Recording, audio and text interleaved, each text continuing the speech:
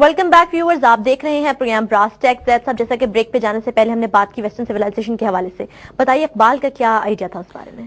دیکھیے، western civilisation کے جو پھل وہ ہماری طرف بھیج رہے تھے سیاسی اور معاشی تصورات کے طور پر، اس کو تو ہم اچھی طرح ایکسپلین کر چکے ہیں کہ اقبال نے ان کے بارے میں کیا کہا. بالکل. ڈیموکریسی کے بارے میں اقبال کی رائے کیا ہے، ڈکٹیٹرشپ کے بارے میں، کیپٹلسٹ سسٹم کے بارے میں وہ کیا کہتے ہیں، کمیونزم کے بارے میں انہوں نے کیا، نیشنلزم کے بارے میں انہوں نے بڑی ڈیٹیل میں بیان کیا. ایگزیکٹلی یہ بالکل واضح ہو گیا. اور یہ ظاہر ہے کہ اس کے بعد جو ویسٹرن سویلائزیشن ہے، مغربی تہذیب ہے، اس کی موریلٹی، اس کے اخلاقیات، پھر اب اس کی بات کی جائے گی. علامہ اقبال جب 1906 میں یورپ گئے تو اس نے ان کے وجود پر بہت گہرا اثر ڈالا ہے. انہوں نے اس کو، تہذیب کو بہت قریب سے دیکھا اور اس قدر It's time to hug your super mom. جیتنے کا سپر ماں انعام، یعنی سال بھر کا خرچہ ہماری طرف سے. ہماری سپر ماں. قریب سے دیکھا کہ لٹرلی اقبال کو بھی ابکائی آ گئی. انہوں نے جب یہ دیکھا کہ وہاں ماں، یہ خود اقبال کے الفاظ ہیں کہ ماں باپ اس وقت بچوں کا بیمہ کرواتے تھے، انشورنس کرواتے تھے، اور پھر بچے کو خود قتل کر دیتے تھے کہ بیمے کی رقم حاصل کر سکیں. جو انسانیت کا وجود انہوں نے اس کے بعد آنے والے دور میں پہلی اور دوسری جنگ عظیم میں انسانیت کی ذلت دیکھی ہے، وہاں اس مغربی معاشرے کو دیکھا ہے، جس قسم کا قتل و غارت ان سو کالڈ تہذیب یافتہ قوموں نے انسانیت کا کیا ہے، کہ جہاں کروڑ ہا انسانوں کو اس طرح بے درے قتل کیا گیا. جس طرح وہ فائر بامبنگز کرتے تھے، جس طرح نیپام بمز اور جس طریقے سے آتشی اسلحہ استعمال سویلین آبادی پہ، عورتوں اور بچوں پہ ہوتا تھا، اور سب کچھ وہ قومیں کرتی تھیں جو مغرب کی جمہوری قوتیں تصور کی جاتی تھی، یورپ، امریکنز. اور اس پوری تہذیب کو اتنے قریب سے دیکھنے کے بعد اقبال اچھی طرح سمجھ چکے تھے کہ یہ تہذیب اپنے خنجر سے آپ خودکشی کرے گی.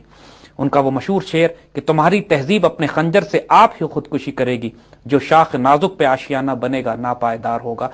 تو جو کچھ تم کر رہے ہو اس وقت، اس کا انجام چند سال تو تم مزے کر لو گے، چند سال تو دنیا میں تباہی مچا لو گے، لیکن تمہارا انجام بڑا بدترین ہونے والا ہے. اس کی بنیاد ہی نہیں ہے.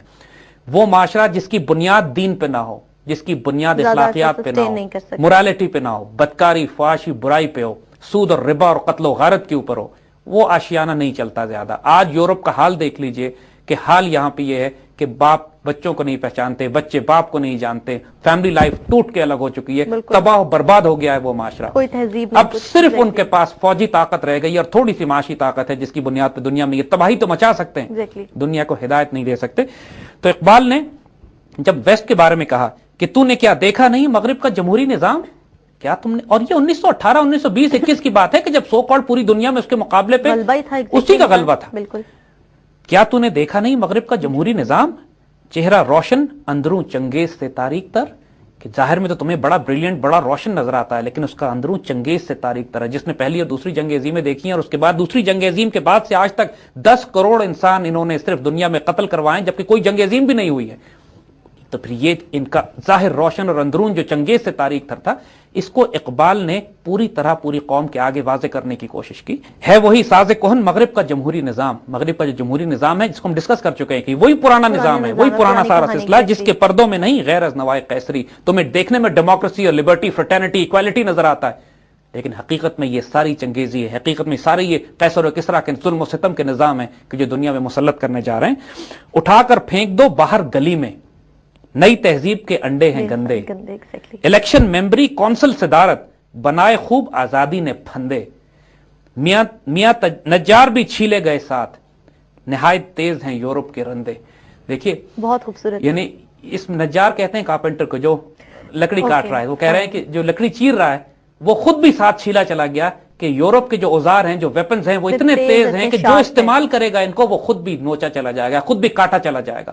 یہ ایسے بلیڈ ہیں یورپ نے جو الیکشن، کونسل ممبری، democracy, freedom, liberty, freedom of expression, یہ سارے تصورات جو مغرب نے دیے ہیں. خاص طور پہ جو سب سے بڑا کانسیپٹ ان کا آزادی افکار، آزادی اظہار کے نام پہ، جس میں پریس جس کو کہتے ہیں کہ پریس آزاد ہو گئی، اور اس کے نتیجے میں جو انارکی اور کیوس معاشرے میں یہ پھیلاتے ہیں، جو بیڑا غرق کر کے رکھ دیا انہوں نے انسانیت کا.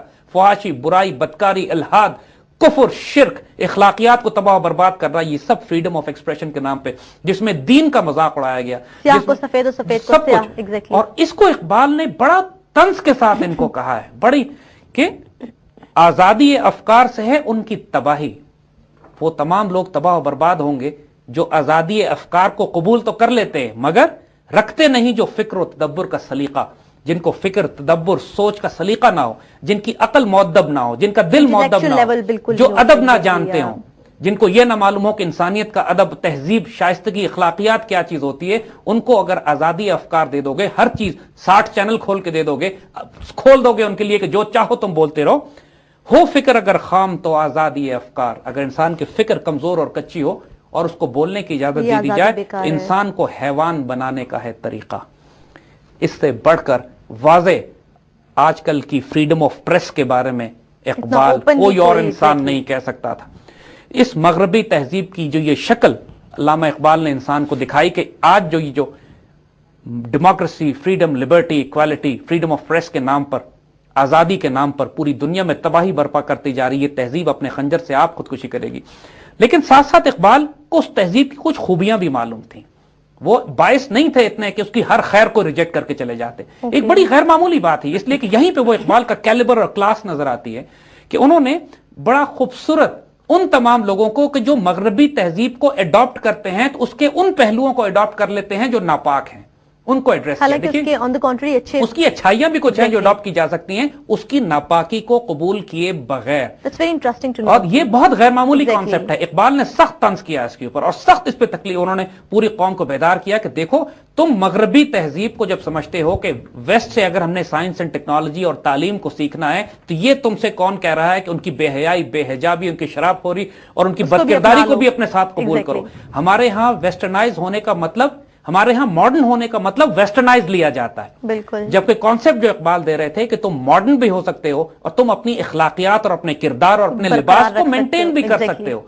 तुम्हें कोई जरूरत नहीं है कि अपनी शक्ल सूरत भी मगरिब वालों की तरह बनाओ अगर तुम वहां से साइंस एंड टेक्नोलॉजी और फनून लेना चाहते हो। तो ये एक गैर मामूली तस्वुर है। इस पर इंशाअल्लाह हम आइंदा बड़ी तफसील से बात करेंगे, क्योंकि हमारे आज के दौर में नौजवानों को जो बहुत बड़ी कंफ्यूजन ये है कि मगरिब से जब वो साइंस एंड टेक्नोलॉजी लेने के लिए जाते हैं तो उसके साथ कुफ्र, इल्हाद और उसकी वो तहजीब भी लेकर आते हैं जो हमारे दीन और ईमान का बेड़ा गर्क कर देती है।